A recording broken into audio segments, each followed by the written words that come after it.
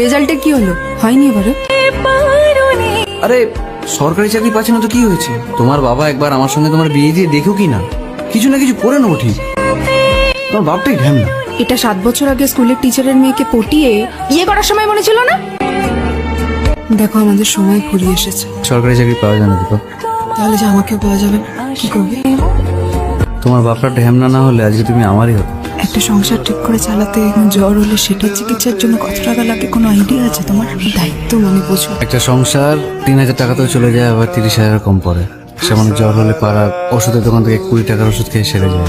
দায়িত্ব ওটা বুঝি বলে তোমাকে কোনোদিন বলতে তুমি নিজে চলো পালিয়ে বিয়ে করে। নিম্ন বিদ্যাপিত করে ছিল তো ওই দায়িত্ব, কর্তব্য, সম্মান এগুলো খুব ছোট থেকে বুঝে ফেলতে হয়। কিন্তু মনে হয় আমি তোমায় বোঝাতে পারি না, সেজন্য তুমি আজকে